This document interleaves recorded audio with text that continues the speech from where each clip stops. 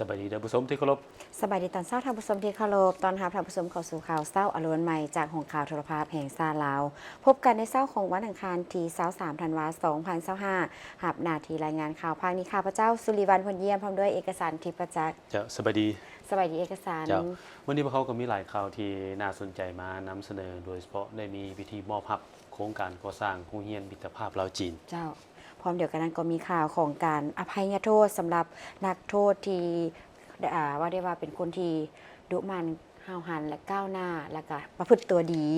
สำหรับนครหลวงเวียงจันทร์และทั่วประเทศทำอีนี่ไปที่ข่าวของทานห้องประธานสภาแห่งชาติร่วมงานบุญประเพณีบุญกินเจียงหรือว่านอเปเจ้าอยู่ที่บ้านผาสังเมืองเฟืองแขวงเวียงจันทร์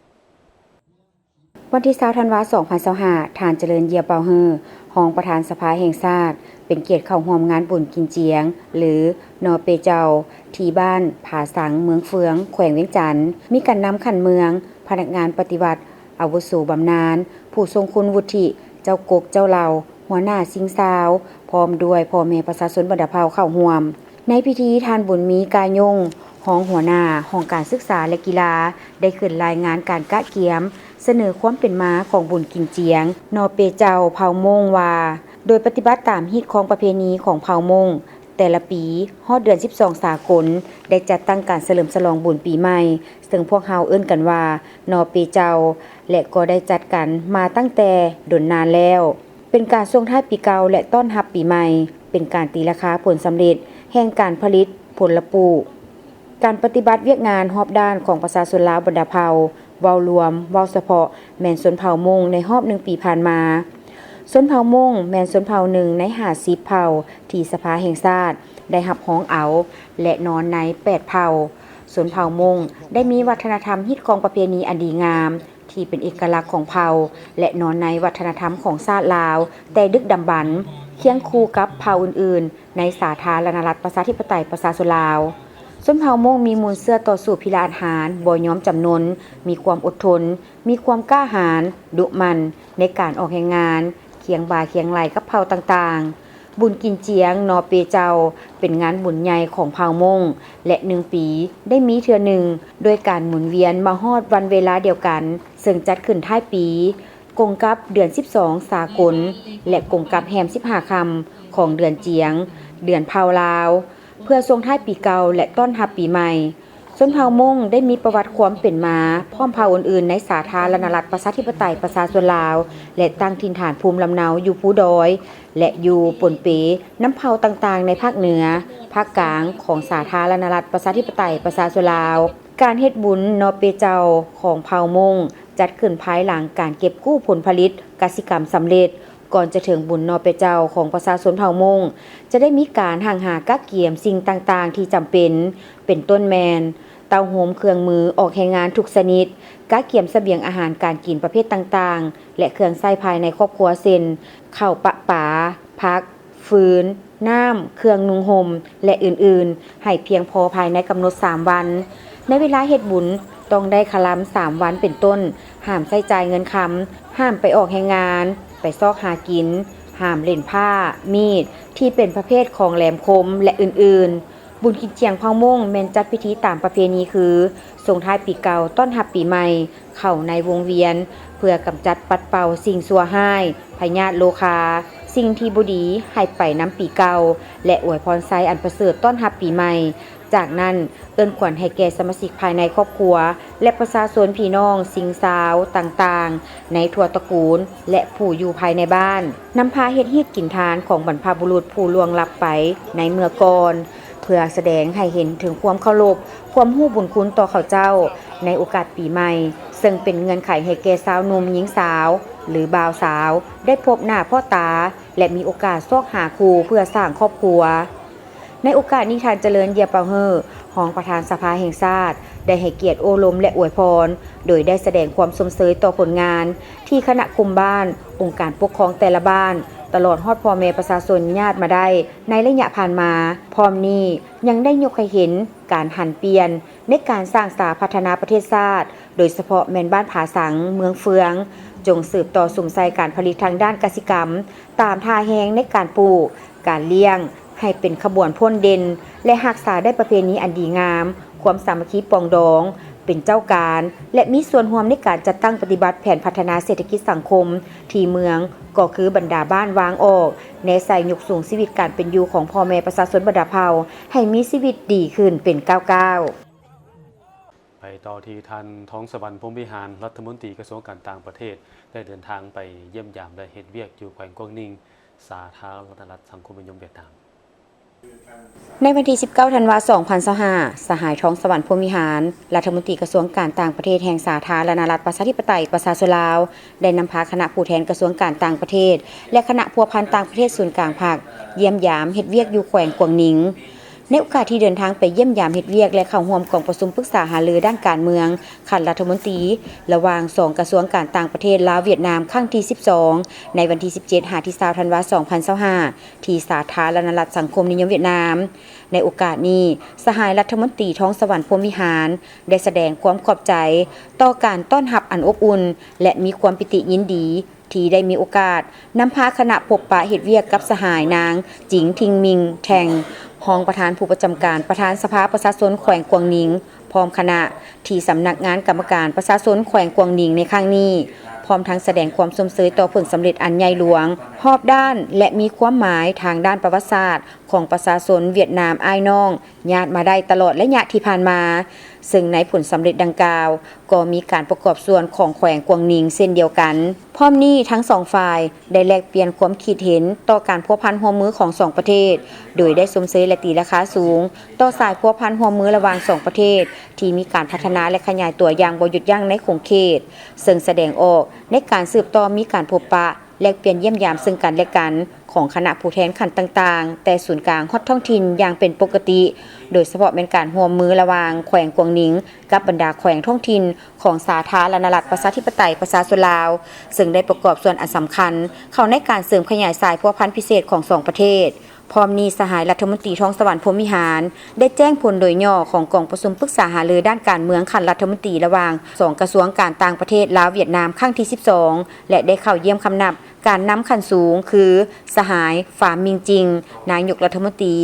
และสหายเจินแทงเหมินประธานสภาแห่งชาติแห่งสาธารณรัฐสังคมนิยมเวียดนามพร้อมเดียวกันนี้สหายรัฐมนตรีท้องสวรรค์พรหมวิหารยังได้ต่างหน้าให้ภาครัฐสภาแห่งชาติและประชาชนลาวบรรดาเผ่าก็คืออำนาจการปกครองและประชาชนบรรดาแขวงท้องถิ่นของลาวแสดงความขอบใจต่อภาครัฐและประชาชนเวียดนามอ้ายน้องก็คือองค์คณะพรรคอำนาจการปกครองและประชาชนแขวงกวางนิงที่ยามใด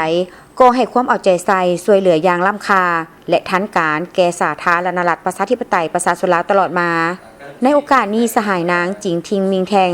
ได้เน้นหนักถึงบทบาทและความหมายสำคัญของสายพัวพันมิตรภาพอันยิ่งใหญ่ความสามัคคีแบบพิเศษการร่วมมือรอบด้านและหุ้นส่วนยุทธศาสตร์ระหว่าง2พรรค2รัฐและประชาชน2ชาติเวียดนามลาวในระยะผ่านมาและปัจจุบันพิเศษแม้นการพัวพันร่วมมือรอบด้านระหว่างแขวงกวางนิงกับบรรดาแขวงท้องถิ่นของสาธารณรัฐประชาธิปไตยประชาชนลาวcấp bộ trưởng thì cũng có cái sự phối hợp chặt chẽ giữa các bộ liên quan của Việt Nam tại vì là phía các đồng chí Việt Nam thì cũng đã sáp nhập hai cơ quan này thành một cơ quan กรมตำรวจคุ้มขังด้านสร้างกระทรวงป้องกันความสงบจัดพิธีประกาศอภัยโทษปล่อยตัวนักโทษผู้ที่มีความก้าวหน้าเนื่องในโอกาสวันชาติที่ 2 ธันวาคมรอบ 50 ปีในวันที่ 19 ธันวาคม 2025 นี้ที่ค่ายคุ้มขังตานเปียวแขวงเวียงจันทน์โดยการเป็นประธานของพลจัตวารัศมีไสยคำหัวหน้ากรมตำรวจคุ้มขังด้านสร้างเป็นเกียรติเข้าร่วมของพลโทคำกิ่งผุยลามณีวงศ์รองรัฐมนตรีกระทรวงป้องกันความสงบกรมตำรวจคุ้มขังด้านสร้างองค์การอัยการศาลประชาชนสูงสุดศาลประชาชนสูงสุดกรมคุ้มครองการจัดตั้งปฏิบัติคำตัดสินของศาลกระทรวงยุติธรรมและภาคส่วนที่เกี่ยวข้องเข้าร่วมพลจัตวารัศมีไสยคำหัวหน้ากรมตำรวจคุ้มครองด้านสร้างได้ผ่านบทสรุปการค้นคว้าบัญชีรายชื่อนักโทษที่เสนออภัยโทษลดผ่อนโทษและปล่อยตัววันชาติที่ 2 ธันวาคม 2025 กรมตำรวจคุ้มขังดัดสร้างได้จัดกล่องประชุมค้นคว้าเสนออภัยโทษลดพรโทษและปล่อยตัวในข้างวันที่28มีนา2025ได้ค้นคว้านักโทษที่พร้อมปฏิบัติโทษอยู่บรรดาค่ายคุ้มขังที่ขึ้นกับกรมตำรวจคุ้มขังดัดสร้างจำนวน8ค่ายคุ้มขังและ1ค่ายกักขังชั่วคราวมีคือภาคเหนือมีค่ายคุ้มขังบุญเหนือแขวงพงศาลีค่ายคุ้มขังล่องเลิกแขวงหลวงพระบางค่ายคุ้มขังคังไคแขวงเสียงขวางภาคกลางมีค่ายคุ้มขังตานเปียวแขวงเวียงจันทน์ค่ายคุ้มขังพลตองนครหลวงเวียงจันทน์ค่ายคุ้มขังพลเงินแขวงเวียงจันทน์ค่ายกักขังสัวขาวนาคาภาคใต้มีค่ายคุ้มขังแก้งคันแขวงสวรรณเขตค่ายคุ้มขังบางเลียง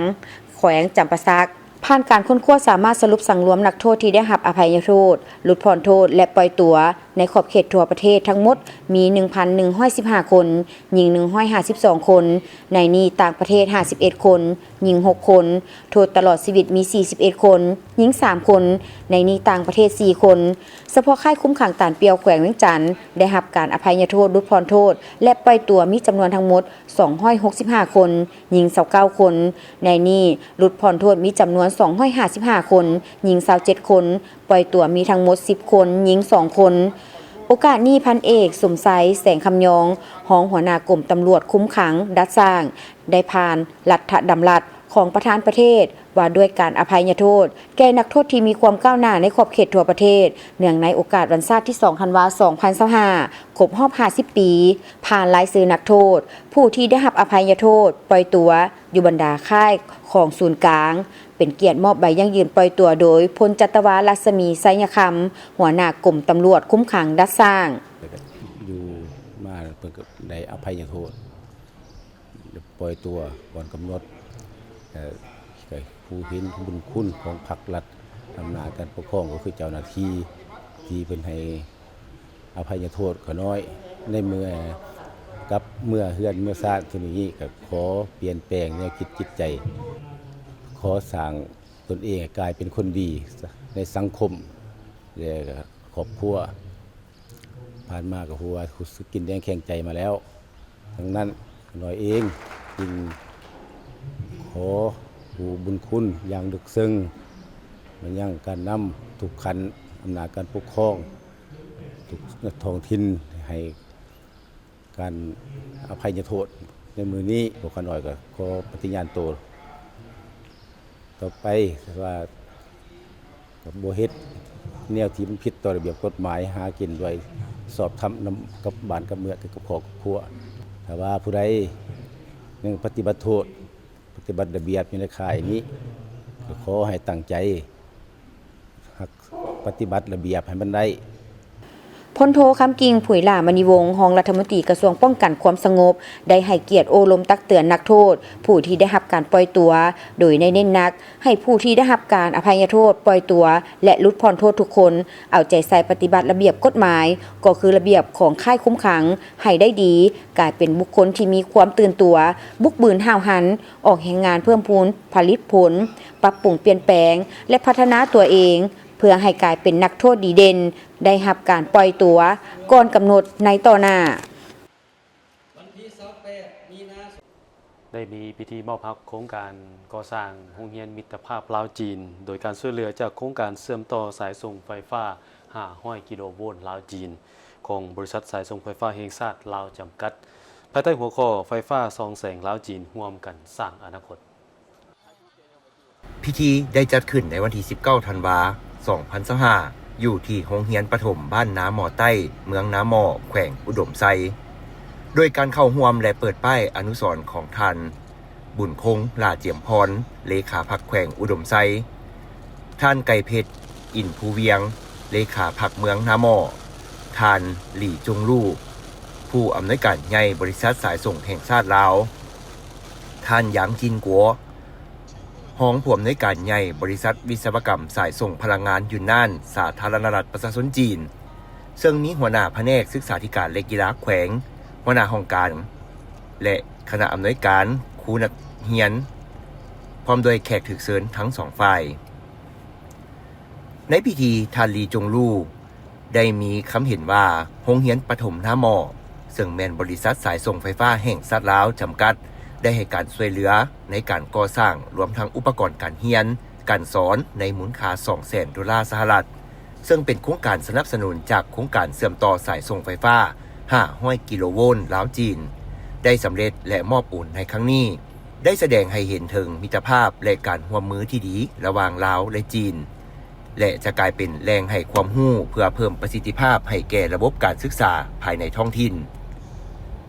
โรงเรียนดังกล่าวเป็นอาคารเรียน1หลังโครงสร้างคอนกรีตเสริมเหล็กเนื้อที่346 ตารางเมตรเฉพาะอาคารเรียนมีห้องเรียนประถม6ห้องห้องเรียนอนุบาล1ห้องห้องอเนกประสงค์1ห้องเรือนครัว1ห้องห้องน้ำ2ห้องพร้อมด้วยสิ่งอำนวยความสะดวกในโรงเรียนซึ่งมีเนื้อที่ทั้งหมด 3,185 ตารางเมตรมูลค่าการก่อสร้างประมาณ 200,000 ดอลลาร์สหรัฐในโอกาสนี้ท่านบุญคงลาเจียมพรได้มีคำเห็นว่าการประกอบส่วนอันล้ำค่าของบริษัทสายส่งไฟฟ้าแห่งชาติลาวในการก่อสร้างโรงเรียนมิตรภาพลาวจีนเพื่อมอบให้ประชาชนบ้านน้ำหมอใต้ถือเป็นการประกอบส่วนสำคัญเข้าในการสุขยู่และพัฒนาการศึกษาอยู่เมืองน้ำหมอก็คือพัฒนาการศึกษาอยู่แขวงอุดมไซ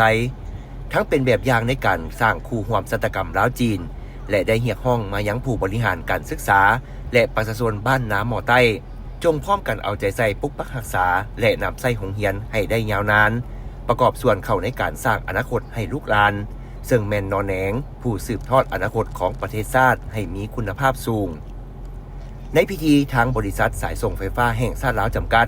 ยังได้มอบอุปกรณ์การศึกษาและกีฬาจำนวนหนึ่งให้แก่โรงเรียนแห่งนี้ตื่มอีกพร้อมนี้คณะนำของแขวงบริษัทและแขกถึกเชิญก็ได้ร่วมกันปลูกต้นดอกจำปาซึ่งเป็นแสงแห่งจำปาเป็นสัญลักษณ์ของมิตรภาพที่เลิกเซิงและยืนยงระหว่างลาวจีนจากนั้นคณะนำของแขวงก็ยังได้ไปเยี่ยมยามโครงการเชื่อมต่อสายส่งไฟฟ้า500 กิโลโวลต์ลาวจีนที่เมืองน้ำหมอซึ่งมาฮอดระยะนี้แม้ได้สำเร็จการก่อสร้างไปแล้ว80 กว่าส่วนห้อย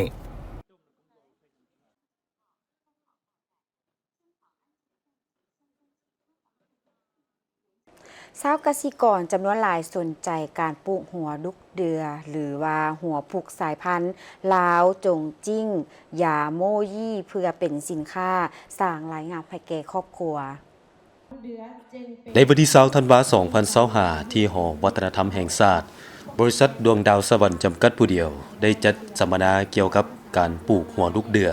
หรือหัวผูกสายพันธุ์ลาวจงจิงย่าโมยี่ให้แก่ชาวกสิกรผู้ที่มีความสนใจปลูกโดยมีต่างหน้าชาวกสิกรบรรดาแขวงในทั่วประเทศเข้าร่วมท่านนางดวงจันทร์คำมวงศ์ประธานบริษัทดวงดาวสวรรค์จำกัดผู้เดียวกล่าวว่าการสัมมนาครั้งนี้แม้นได้สร้างความเข้าใจและความรู้เกี่ยวกับการปลูกหัวลูกเดือหรือหัวผูกสายพันธุ์ลาวจงจิงยาโมยี่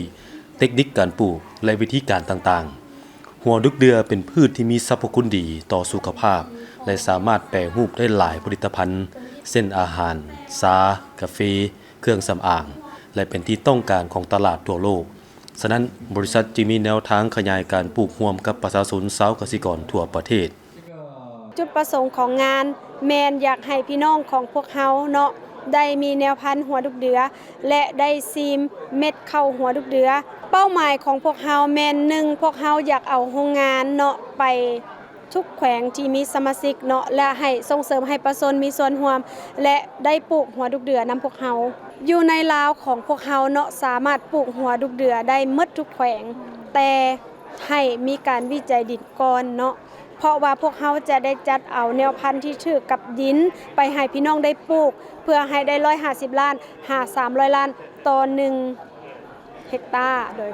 ตลาดแมน1ประเทศจีนญี่ปุ่นเกาหลีและยุโรปเนาะเพราะมันเป็นอาหารเป็นยาและเป็นเครื่องสำอางเรื่องตลาดแมนบ่มีปัญหาบริษัทของพวกเฮาค้ำประกันบ่นี้เจ้าตามการสำรวจวิจัยดินจากบริษัททุกแขวงในลาวแมนสามารถปลูกพืชนี้ได้และสามารถปลูกร่วมกับพืชอื่นๆบวกกับว่าเป็นพืชที่ต้องการของตลาดจึงเฮ็ดให้บรรดาชาวกสิกรมีความสนใจอยากปลูกจำนวนหลายปลูกหัวดุกเดือนี่เป็นน่าสนใจย้อนว่ากระเจ้ามีการประมูลเนาะเพราะว่ามี 5,000 ต่อโลนึงแล้วก็เป็นการคงที่และถ้าปลูกแล้วมีคนที่มารับผิดชอบอันนี้ก็น่าสนใจเพราะว่าค่อยก็มีดินอยู่3เฮกตาร์ เลยอยากมาพิสูจน์เบิ่งหัวดึกเดือนนี่ว่ามันเป็นจริงบ่ ถือว่าเป็นโครงการที่น่าสนใจเนาะราคาพระเจ้าก็รู้สึกว่าดีอกดีใจเนาะที่ได้เข้าร่วมกับโครงการดังกล่าวนี่แล้วนะครับความรู้ใหม่ๆเนาะเป็นพืชเศรษฐกิจตัวหนึงเนาะที่ว่าจะค้ำประกันแล้วก็เฮ็ดให้ชาวเกษตรกรเนาะมีรายได้เพิ่มจากเทียบใส่การปลูกพืชล้มลุกประเทศอื่นเนาะ การปลูกหัวดุกเดือมีต้นกำเนิดมาจากประเทศจีนและได้ขยายพันธุ์ปลูกแล้วที่ประเทศอินโดนีเซียประเทศไทยและประเทศเมียนมาสำหรับประเทศลาวบริษัทดังกล่าวได้เริ่มปลูกมาแต่ปี 2023 และมีโรงงานผลิตเป็นแผ่นแป้งส่งออกต่างประเทศซึ่งปีผ่านมานี้สามารถส่งออกขาย 2,000 ปลายต้น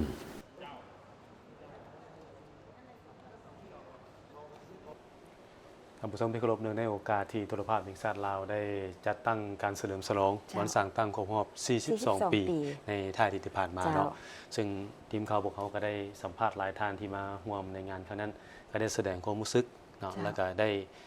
กล่าวถึงทัศนะที่เห็นการเติบใหญ่ขยายตัวของโทรภาพแห่งชาติลาว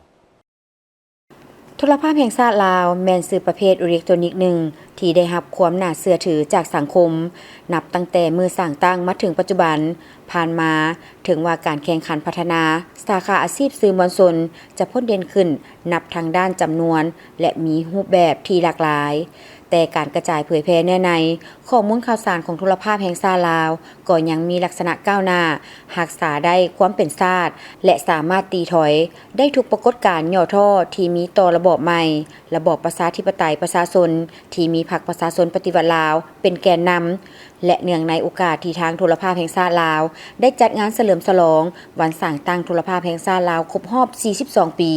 หลายท่านที่เข้าร่วมงานในครั้งนี้ได้มีความรู้สึกและทัศนะที่เห็นได้ถึงการเติบใหญ่ขยายตัวของโทรภาพแห่งชาติลาวบ่ว่าทางด้านปริมาณและคุณภาพก็คือตึกอาคารพร้อมด้วยอุปกรณ์เทคนิคครบสุดซึ่งเฮ็ดหน้าที่เป็นปากกระบอกเสียงของพรรครัฐและสังคมในการโฆษณาศึกษาอบรมแนวทางของพรรคระเบียบกฎหมายของรัฐปลุกระดมทั่วปวงชนให้มีน้ำใจรักชาติรักระบอบใหม่ด้วยการสนองข้อมูลข่าวสารสารคดีความรู้ความบันเทิงให้แก่สังคมประกอบส่วนต้านปรากฏการณ์ย่อท่อในสังคมและตีต้านทุกถ้อยคำที่บิดเบือนความจริงข้าพเจ้าเห็นว่าโทรภาพของเรามีความเติบใหญ่ขยายตัวทางด้านคุณภาพทางด้านปริมาณเคียงคู่กันไปนอกการเปลี่ยนแปลงจากระบบอนาล็อกที่พวกเราเคยนำใช้ในตะกี้ปัจจุบันก็แพลตฟอร์มตัวนึงขยายมาเป็นดิจิทัลในปัจจุบันจังซั่นก็เบิ่งละเห็นว่าพวกเรานี่สามารถรับใช้หน้าที่การเมืองของพรรคของรัฐของพวกเรานี่เข้าถึงเขาว่าเข้าถึงชุมชนเข้าถึงประชาชนบรรดาเผ่าทุกคนแม่นว่าพวกเรามีทุกแพลตฟอร์มปัจจุบันนี้บ่ว่าทั้งการกระจายหรือว่าบ่ว่าทางสื่อสังคมพวกเราก็สามารถกระจายผ่านแพลตฟอร์มซุนี้ได้หาสมเทียบตะกี้กับเดี๋ยวนี้นะแต่เดี๋ยวนี้นี่มีความทันสมัยหลายเข้ามาทุกสิ่งทุกอย่างก็เปลี่ยนแปลงหมดเนาะทุกสิ่งทุกอย่างก็แม่นทันสมัยแต่สมัยข้าพเจ้าเพิ่นก็ยังจับเกี้ยอ่านเขียนมีหยังเนาะแต่ว่ามาฮอดเดี๋ยวนี้นี่ทุกสิ่งทุกอย่างมันทันสมัยหมดแล้วได้เมื่อมาเห็นไอ้น้องที่ข้าพเจ้ารู้สึกปลาปลื้มใจที่สุดเลยเฉพาะมื้อนี้ที่ซึ่งเวลานั้นวัตถุอุปกรณ์การผลิตยังเก่าแก่ทรุดโทรมหลายแต่ทุกคนแม่นห้าวหันเฮ็ดหน้าที่ของตนด้วยความรับผิดชอบและผลของการผลิตก็เห็นว่าได้รับมาครับผลแม้แต่สากโต๊ะตั้งสากแบ็กกราวด์ก็พากันเอาเลื่อยตัดไม้ในการมาสร้างสากแบ็กกราวด์อ่านข่าวหรือว่าการผลิตรายการต่างๆแต่มาฮอดเวลานี้เครื่องจักรอุปกรณ์มีความทันสมัยตึกอาคารได้มีการพัฒนาขึ้นคนที่เคยเฮ็ดเวียกอยู่ในนี้มีการพัฒนาขึ้นพัฒนาความรู้ถึงขั้นนำใช้เทคโนโลยีนำใช้ AI เข้าช่วยได้จำนวนหนึ่งแล้วไปพร้อมกับการจัดตั้งปฏิบัติมติต่างๆของศูนย์กลางภาคโดยเฉพาะแม่นมติ 36/กมสพ.โทรภาพแห่งชาติลาวจึงได้เปิดกว้างการพัวพันร่วมมือทางด้านวิชาการกับหลายประเทศองค์การจัดตั้งสากลต่างๆและอนุญาตให้เอกชนมีส่วนร่วมในการผลิตและการเพื่อสร้างฐานแรงรายรับวิชาการจำนวนหนึ่งซึ่งเป็นการลดพรการแบ่งรับของรัฐทางด้านงบประมาณด้านหนึ่งก็เพื่อนำใช้เข้าในการผลิตรายการให้มีความหลากหลายและเป็นการนโยบายให้แก่อ้ายเอื้อยน้องพนักงานที่เหตุการณ์บ่มีวันเสาร์วันอาทิตย์และวันพักบุญต่างๆฉะนั้นถือว่าการร่วมมือระหว่างจีนกับลาวนี่ทางด้านโทรภาพนี่พวกเฮานี่แม่นเป็นอย่างดีได้ร่วมมือกัน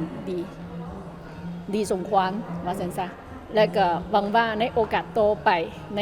อนาคตเนาะพวกจะสืบต่อกันร่วมมือกับโทรภาพแห่งชาติลาวร่วมกันผลิตรายการที่น่าจับใจให้กับผู้ชมลาวหลายขึ้นกว่าเก่า แล้วข้าพเจ้าหวังว่าโทรภาพของพวกเฮานี้เนาะจะเป็นหนึ่งของว่าจะรักษาอัตลักษณ์ของศาสตร์ของพวกเฮาและรักษาหีบของวัฒนธรรมและรักษาความสามัคคีของชนเผ่าภายในศาสตร์ของพวกเฮาและเป็นสื่อหนึ่งที่จะนำเอาเขาว่าแนวทางนโยบายของพรรคของรัฐของพวกเฮาลงสู่มหาชนลงสู่สังคม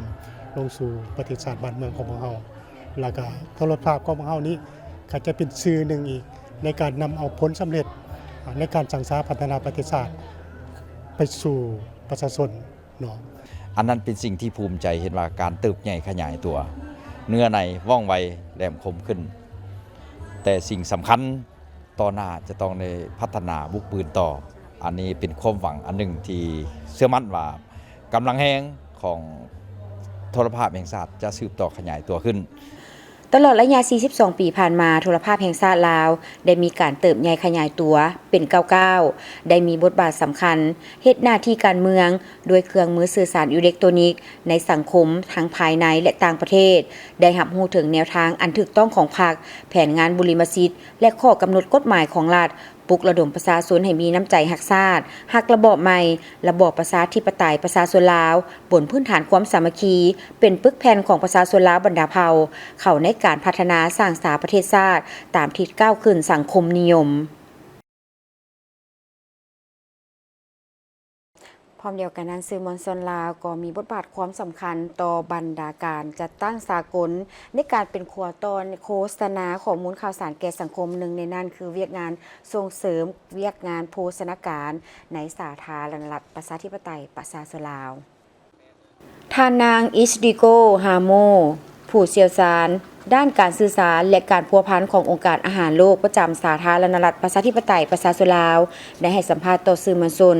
เนื่องในโอกาสลงเคลื่อนไหวติดตามเบื้องบรรดากิจกรรมต่างๆในระหว่างวันที่ 15-19 ธันวาคม 2025 ที่แขวงจำปาสักและแขวงเสกองซึ่งทางองค์การอาหารโลกที่ให้การสนับสนุนได้ให้รู้ว่าองค์การอาหารโลกมียุทธศาสตร์การวางแผนนำพาสื่อมวลชนลาวไปเคลื่อนไหวเยี่ยมยามการจัดตั้งปฏิบัติโครงการที่ให้การสนับสนุนอยู่ต่างแขวงของสาธารณรัฐประชาธิปไตยประชาชนลาวในทุกๆปีเพื่อให้สื่อมวลชนได้นำเอาข้อมูลไปจัดตั้งผันขยายโฆษณาให้สังคมได้รับรู้และเข้าใจอย่างกว้างขวางเกี่ยวกับความคืบหน้าการจัดตั้งปฏิบัติตลอดระยะผ่านมาและในต่อหน้าอยู่ในองค์การอาหารโลกข้าพเจ้ารับผิดชอบเกี่ยวกับระดมทุนสำหรับกิจกรรมของพวกข้าพเจ้าอยู่สปป.ลาวและความสำคัญของสื่อมวลชนอยู่ในเวียงงานของพวกเขาแม้นว่าเวลานักข่าวสื่อมวลชนไปแปลกิจกรรมและความสำคัญของเวียงงานของ WFP อยู่ในทั่วประเทศลาวประชาชนเข้าถึงความสำคัญของโภชนาการและมั่นคงด้านอาหารและจุดประสงค์ที่สองที่เคยได้คิดว่าความสำคัญที่สุดแม้นว่าเวลาบรรดาลงทุนทั่วโลกรับรู้ว่ามีผลประโยชน์ใดที่องค์การอาหารโลกอยู่ในประเทศลาวก็เจ้าสิมีความมั่นใจลงทุนอีกสำหรับนี้ข้าพเจ้าเห็นว่าเวียกองค์การอาหารโลกกับนักข่าวอยู่ทั่วประเทศลาวมันสำคัญที่สุด นับแต่ปี 2009 เวียกงานองค์การอาหารโลกอยู่สาธารณรัฐประชาธิปไตยประชาชนลาวเห็นว่าภายในตัวเมืองแม้นมีการเปลี่ยนแปลงและพัฒนาไว้หลายแต่ก็ยังเห็นว่าประชาชนอยู่เขตห่างไกลซอกลีกยังบ่ทันได้เข้าถึงเรื่องปัญหาเวียกงานโภชนาการเสบียงอาหารเด็กน้อยยังขาดสารอาหารดังนั้นสื่อมวลชนได้มีส่วนร่วมในการให้ข้อมูลข่าวสารเพื่อเฮ็ดแนวใดให้ประชาชนลาวบรรดาภาวรับรู้และเข้าใจต่อกับเวียกงานโภชนาการทางองค์การอาหารโลกจะพยายามให้การสนับสนุนต่อเวียกงานดังกล่าวให้เขาเจ้าได้เข้าถึงเฮ็ดให้ชีวิตการเป็นอยู่ได้รับการพัฒนาดีขึ้นในต่อหน้า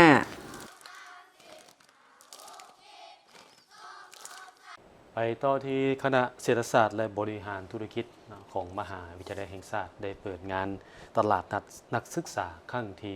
17 อย่างเป็นทางการเพื่อเป็นการสร้างกิจกรรมฝึกทักษะผู้ประกอบการหุ้นใหม่ในตอนเช้าวันที่22ธันวาคม2025คณะเศรษฐศาสตร์และบริหารธุรกิจมหาวิทยาลัยแห่งชาติได้เปิดงานตลาดนัดนักศึกษาคณะเศรษฐศาสตร์และบริหารธุรกิจประจำปี 2025 ครั้งที่ 17 เพื่อสร้างโอกาสให้นักศึกษาได้นำใช้ความรู้ทฤษฎีจากห้องเรียนมาปฏิบัติตัวจริงในโลกธุรกิจเน้นการสร้างอาชีพและการเป็นผู้ประกอบการที่ทันสมัยโดยมีศาสตราจารย์ปริญญาเอกเดชานุราชแสนดวงเดชผู้อำนวยการใหญ่มหาวิทยาลัยแห่งชาติรองศาสตราจารย์ปริญญาเอกบุญธรสุขวงศ์รองหัวหน้าคณะวิชาคณะเศรษฐศาสตร์และบริหารธุรกิจพร้อมด้วยครูอาจารย์และนักศึกษาเข้าร่วมงานในปีนี้มีการวางแสดงสินค้าหลายกว่า37หัวหน่วยธุรกิจจำลองที่มีหัวคิดประดิษฐ์สร้างของผู้อาจารย์และนักศึกษาคณะเศรษฐศาสตร์และบริหารธุรกิจซึ่งมีผลิตภัณฑ์ประเภทอาหารเครื่องดื่มสินค้าผลิตด้วยมือและอื่นๆจุดประสงค์ในการจัดงานกับแมนเพื่อเฮ็ดให้นักศึกษาได้มีโอกาสได้หลังจากเรียนทฤษฎีแล้วมีโอกาสได้ปฏิบัติตัวจริงในการขายสินค้าเป็นผู้ประกอบการทดลองเป็นผู้ประกอบการตัวจริงฉะนั้นงานของพวกเรานี่จะจัดอยู่5มื้อตั้งแต่มื้อนี้จนฮอดวันศุกร์ฉะนั้นวันศุกร์แล้วเราจะสรุปว่าแม่นห้านใดจะมีเป็นห้านดีเด่นเป็นห้านที่ขายดีบริการดีมีหัวคิดประดิษฐ์สร้างเรื่องของการตลาดการเฮ็ดบัญชีการบริหารบุคลากรจะได้เป็นคะแนนและก็ประเมินประกาศห้านดีเด่นอยู่ในวันศุกร์งานตลาดนัดครั้งนี้บ่เพียงแต่แม่นการซื้อขายหากแม่นเวทีแห่งการเรียนรู้ที่สำคัญที่สุดเพื่อฝึกทักษะให้นักศึกษามีความพร้อมเพื่อก้าวไปสู่การเป็นมืออาชีพอย่างมีคุณภาพมีความตื่นเต้นและก็ประสบการณ์ความรู้ที่ว่าเป็นงานที่แบบว่าเป็นบูธของคณะจัดแล้วทุกๆคณะอยู่ในมศนี้ได้มาร่วมกิจกรรมนำหมดทุกคณะเลยโดยความรู้ก็คือได้รู้ประสบการณ์หลายอย่างได้รู้ประสบการณ์เพิ่มขึ้นแล้วได้สร้างกิจกรรมรู้วิธีการขายรู้การเว้าการลมการจาแล้วก็ได้รู้หมู่เพื่อนหลายๆคนอีกงานดังกล่าวจะจัดไปฮอดวันที่26ธันวาคม2025เวลา 8:30 17:00 ที่เดินคณะเศรษฐศาสตร์และบริหารธุรกิจมหาวิทยาลัยแห่งชาติในวันที่22ธันวาคม2025คณะกรรมการคุ้มครองภัยพิบัติขั้นศูนย์กลางกระทรวงแรงงานและสวัสดิการสังคมจัดสัมมนาในโอกาส13ตุลาวันคุ้มครองภัยพิบัติแห่งชาติวันคุ้มครองภัยพิบัติอาเซียนและวันลดพรภัยพิบัติสากลประจำปี 2025การสัมมนาในโอกาส13ตุลาวันคุ้มครองภัยพิบัติแห่งชาติวันคุ้มครองภัยพิบัติอาเซียนและวันลดพรภัยพิบัติสากลประจำปี 2025โดยการเข้าร่วมของทานโพไซไซยศรรัฐมนตรีกระทรวงแรงงานและสวัสดิการสังคมทั้งเป็นรองประธานผู้ประจำการคณะกรรมการคุ้มครองภัยพิบัติขั้นศูนย์กลางพร้อมด้วยภาคส่วนเกี่ยวข้องเข้าร่วมท่านโพไซไซยศรได้กล่าวว่าในระยะผ่านมารัฐบาลก็คือคณะกรรมการคุ้มครองภัยพิบัติขั้นศูนย์กลางได้พยายามในการจัดตั้งปฏิบัติเวียกงานลดพรความเสี่ยงภัยพิบัติโดยการสร้างบรรดานิติกรรมต่างๆเป็นต้นสร้างกฎหมายว่าด้วยการคุ้มครองภัยพิบัติในการผันขยายกฎหมายดังกล่าวรัฐบาลได้เล็งใส่การสร้างนิติกรรมลุม กฎหมายโดยเฉพาะสร้างแผนยุทธศาสตร์ลดพรความเสี่ยงภัยพิบัติแห่งชาติระยะ10 ปีก็คือปี 2021 หาปี 2030 ดำรัสว่าด้วยกองทุนคุ้มครองภัยพิบัติเน้นใส่ลดพรความเสี่ยงภัยพิบัติให้ทั่วทุกโครงข่ายการพัฒนาหาประกันทางด้านงบประมาณที่จะนำใช้เข้าในเวียกงานการคุ้มครองภัยพิบัติอยู่ขั้นศูนย์กลางขั้นแขวงขั้นเมืองและขั้นบ้านนอกจากนี้รัฐบาลได้ปรับปรุงหน้าที่และความรับผิดชอบและสร้างความอาจสามารถให้แก่คณะกรรมการคุ้มครองภัยพิบัติทั้งในขั้นส่วนกลางและท้องถิ่นโดยการจัดสัมมนาฝึกอบรมโฆษณาในทั่วสังคมจัดการฝึกอบรมเหตุการณ์จำลองให้เข้าถึงและรู้วิธีในการลดพรความเสี่ยงและตอบโต้กับเหตุการณ์ภัยพิบัติที่อาจจะเกิดขึ้นสุกอยู่การสร้างแผนลดพรความเสี่ยงภัยพิบัติอยู่ขั้นท้องถิ่นเพื่อให้สามารถเสื่อมสารเข้าในแผนพัฒนาเศรษฐกิจสังคมในขั้นท้องถิ่นถึงอย่างใดก็ตามในปี 2018 ได้เกิดมีภัยน้ำท่วมในขอบเขตทั่วประเทศโดยเฉพาะเหตุการณ์อุบัติเหตุสั่นเขื่อนดีของเขื่อนเซเปียนเซน้ำน้อยแตกเกิดภัยน้ำท่วมในปี 2019 อยู่ภาคกลางและภาคใต้ปี 2022 ภัยน้ำท่วมอยู่แขวงภาคเหนือและภาคกลางจากพายุมู่หลานและพายุมาอ้อนปี 2023 อยู่บรรดาแขวงภาคกลางและภาคใต้และปี 2024 ภัยน้ำท่วมสาเหตุจากลมพายุ Depression พายุหมุนเขตฮ้อนพาพิรุนและพายุใต้ฝุ่นยากิพร้อมกันนี้ในปี 2025 ภัยน้ำท่วมได้เกิดขึ้นที่มีสาเหตุมาจากพายุบูทิปพายุวิภาและพายุบัวลอยส่งผลให้หลายแขวงได้รับความเสียหายทางด้านชีวิตทรัพย์สินที่อยู่อาศัยเศรษฐกิจพื้นฐานโครงล่างเป็นจำนวนมหาศาลแต่รัฐบาลได้ปฏิบัติการรับมืออย่างมีประสิทธิผลการแก้ไขฟื้นฟูปรับแปลงขึ้นใหม่หลังภัยพิบัติให้กลับคืนสู่สภาพปกติแต่ก็ยังมีบางสิ่งท้าทายโดยเฉพาะการสร้างความอาจสามารถให้แก่พนักงานที่รับผิดชอบเวียกงานคุ้มครองภัยพิบัติยังบ่ทันเพียงพอต่อกับเวียกงานตัวจริงทั้งขั้นส่วนกลางและท้องถิ่นอีกทั้งมีความจำเป็นทางด้านงบประมาณที่จะนำใช้เข้าในการนำใช้เครื่องเทคโนโลยีที่ทันสมัย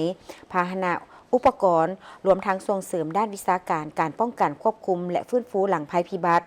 ในต่อหน้ารัฐบาลจะสุ่มใส่การพัฒนากลไกการคุ้มครองภัยพิบัติด้วยการสร้างความเข้มแข็งให้แก่กลไกที่มีอยู่โดยแนใส่หักฐานขันบ้านเมืองและแขวงที่มีวิธีดังกล่าวจะสร้างความอาจสามารถให้แก่พนักงานที่รับผิดชอบเฉพาะเวียกงานคุ้มครองภัยพิบัติพัฒนาระบบการแลกเปลี่ยนข้อมูลข่าวสารโดยเฉพาะข้อมูลการเตือนภัยล่วงหน้าเพื่อหาประกันให้ประชาชนได้รับรู้ข้อมูลต่างๆที่เกี่ยวข้องให้ได้รับการช่วยเหลืออย่างทันการรวมทั้งการปรับแปลงฟื้นฟูคืนโดยไวอีกประการหนึ่งรัฐบาลจะสืบต่อการจัดตั้งปฏิบัติเวียกงานลดพรความเสี่ยงภัยพิบัติที่ได้กำหนดอยู่ในแผนพัฒนาเศรษฐกิจสังคมแห่งชาติ5 ปีครั้งที่ 9 ก็คือปี 2021 5 ปี 2025ก็เพื่อรับประกันให้แก่การจัดตั้งปฏิบัติบรรดาสนธิสัญญาและขอบแผนเวียกต่างๆทั้งของอาเซียนและภาคพื้นสากลที่รัฐบาลได้ให้สัตยาบันและได้ลงนามโดยเฉพาะแมนขอบเวียกแผนงานลดพรภัยพิบัติสากลและแผนจัดตั้งปฏิบัติสัญญาอาเซียนว่าด้วยการคุ้มครองภัยพิบัติและตอบโต้ฉุกเฉินก็นี่เป็นอีกเวียกงานหนึ่งที่มีความท้าทายหลายเพราะว่าเรื่องภัยพิบัตินี่เขาก็บ่สามารถคาดเดาได้เนาะเอามาต่อที่งานมหกรรมการเงินลาว 2025 ที่ศูนย์การค้าลาวไอเทคซึ่งในงานครั้งนี้ได้จัดให้มีเวทีสนทนาเกี่ยวกับความสามารถในการแข่งขันของบริษัทประกันภัยรถภาคบังคับและแบบสมัครใจที่ติดพันกับการคุ้มครองพาหนะเวียกงานจราจรและประกันสุขภาพงานครั้งนี้จัดขึ้นวันที่ 19 ธันวาคม 2025 ที่ศูนย์การค้าลาวไอเทคซึ่งกรมคุ้มครองวิสาหกิจการเงินกระทรวงการเงินได้จัดให้มีการสนทนาเกี่ยวกับความสามารถในการแข่งขันของบริษัทประกันภัยภาคบังคับและแบบสมัครใจที่มีการติดพันกับการคุ้มครองพาหนะเวียกงานจราจรและเวียกงานประกันสุขภาพโดยเวทีสนทนาดังกล่าวนี้ก็เพื่อเป็นการส่งเสริมธุรกิจประกันภัยเฉพาะประกันภัยสุขภาพเพื่อเป็นการปลุกระดมมวลชนให้มีความเข้าใจที่ถูกต้องต่อแนวทางนโยบายของรัฐและการเข้าถึงการบริการของบรรดาห้องหมอคลินิกต่างๆและกับผลประโยชน์ที่ติดพันกับการนำใช้สิทธิประกันสังคมรวมกับสิทธิประกันภัยสุขภาพที่บรรดาบริษัทประกันภัยให้บริการแก่สังคมให้แก่มวลชนทั่วไปได้สร้างโอกาสในการแลกเปลี่ยนข้อมูลและวิสัยทัศน์ร่วมกันซึ่งการสนทนา ก็เป็นการให้ข้อมูลแลกเปลี่ยนเกี่ยวกับขั้นตอนต่างๆในการคุ้มครองประกันภัยอยู่ลาวโดยเฉพาะปัญหาที่เข้งข้นติดพันกับการนำใช้พาหนะตามเส้นทางต่างๆอยู่นครหลวงเวียงจันทน์การคุ้มครองการแก้ไขในเวลาเกิดอุบัติเหตุและความพร้อมในการรับมือก็คือการบริการด้านสุขภาพให้แก่สังคมก็คือมวลชนที่เกี่ยวข้องกับการประกันภัยจากบริษัทประกันภัยต่างๆวิธีสนทนาเกี่ยวกับความสามารถในการแข่งขันของบริษัทประกันภัยภาคบังคับและแบบสมัครใจที่ติดพันกับการคุ้มครองพาหนะเวียกงานจราจรและประกันภัยสุขภาพครั้งนี้มีผู้เข้าร่วมสนทนาจากบรรดาคณะการที่เกี่ยวข้องเช่นว่าแผนกประกันภัยกรมคุ้มครองวิสาหกิจการเงินกระทรวงการเงินแผนกสืบสวนสอบสวนกรมจราจรกระทรวงป้องกันความสงบกรมอาหารและยากรมปิ่นปัวและฟื้นฟูหน้าที่การกระทรวงสาธารณสุของค์การประกันภัยสุขภาพองค์การประกันสังคมรวมไปถึงสมาคมประกันภัยแห่งประเทศลาวไปต่อที่พิธีมอบรับระบบคุ้มครองข้อมูลวัฒนธรรมดิจิทัลซึ่งเป็นผลสำเร็จของการร่วมมือระหว่างลาวและสาธารณรัฐเกาหลีภายใต้โครงการการสร้างระบบบริหารและคุ้มครองข้อมูลข่าวสารทางด้านวัฒนธรรมและยกระดับขีดความสามารถของบุคลากรในแขนงวัฒนธรรมอยู่สาธารณรัฐประชาธิปไตยประชาชนลาวโดยการเข้าร่วมของทานวันศรีกัวมัวรองรัฐมนตรีกระทรวงวัฒนธรรมและการท่องเที่ยวทาลีดงยู่รองเอกอัครราชทูตแห่งสาธารณรัฐเกาหลีประจำลาวมีหัวหน้ากรมแผนการและการปฏิบัติงานศูนย์วัฒนธรรมอาซีสาธารณรัฐเกาหลีพร้อมด้วยภาคส่วนเกี่ยวข้องเข้าร่วมท่านวันศรีกัวมัวได้กล่าวว่าการมอบรับระบบคุ้มครองทรัพยากรวัฒนธรรมดิจิทัลในครั้งนี้แม่นมากผลแห่งการร่วมมืออย่างจริงใจระหว่างสาธารณรัฐเกาหลีสาธารณรัฐประชาธิปไตยประชาชนลาวและสาธารณรัฐเกาหลีเพื่อเฉลิมฉลองวันสร้างตั้งสายพัวพันการทูตครบรอบ30 ปีให้มีเนื้อในอันลึกซึ้งโครงการดังกล่าวมีมูลค่าทั้งหมด3ตื้อวอนดำเนินมาเป็นเวลา4 ปีปี 2022 หาปี 2025ได้ประกอบส่วนสำคัญให้แก่แขนงวัฒนธรรมของลาวโดยเฉพาะการนำใช้อุปกรณ์ที่ทันสมัยเพื่อคุ้มครองเก็บกรรมและรักษาข้อมูลทางวัฒนธรรมด้วยระบบสร้างเงื่อนไขความสะดวกและความสำคัญต่อการจัดตั้งปฏิบัติโครงการปกปักรักษาหนังสือใบลานของลาวที่ใกล้สูญหายให้เป็นข้อมูลดิจิตอลและบ่เพียงแต่เป็นการช่วยเหลือด้านอุปกรณ์เท่านั้นแต่ยังแม่นการยกระดับขีดความสามารถของบุคลากรลาวให้ก้าวทันยุคสมัยใหม่ดิจิตอลอย่างแท้จริง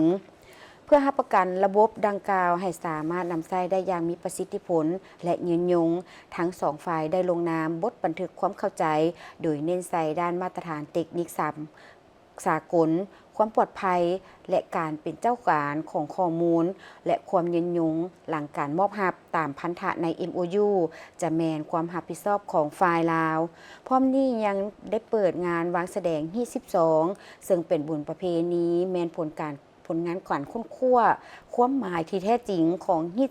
12มรดกที่มีชีวิตของลาววิถีชีวิตการเป็นปางบุญอันสำคัญและศักดิ์สิทธิ์ตลอด12เดือนไปต่อที่กระทรวงยุติธรรมได้จัดปาฐกถาเกี่ยวกับวันสากลเพื่อรูปร่างความหุนแหงต่อแม่หญิงและเด็ก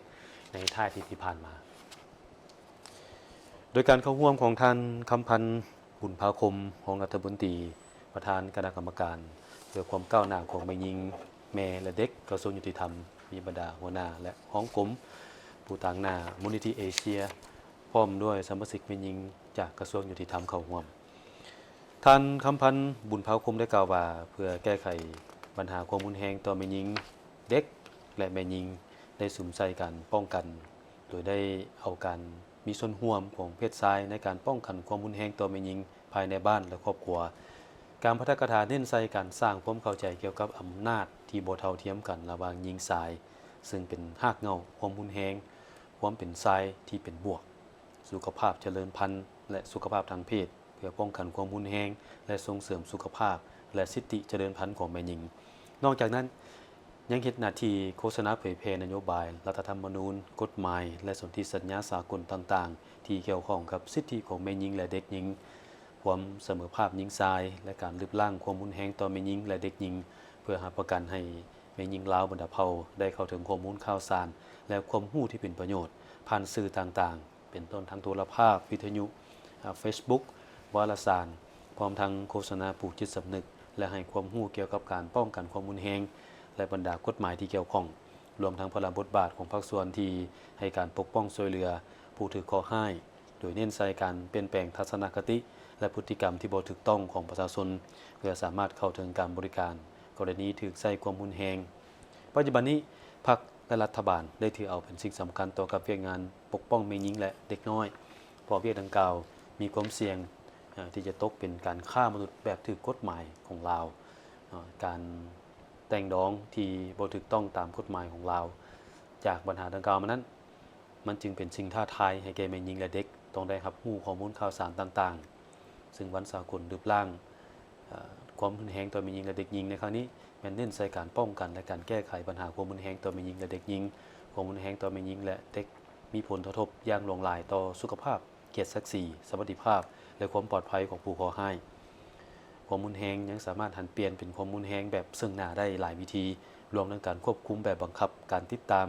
ความรุนแรงทางร่างกายหรือก้าวไปถึงการฆาตกรรมแม่หญิงก็สามารถเกิดขึ้นได้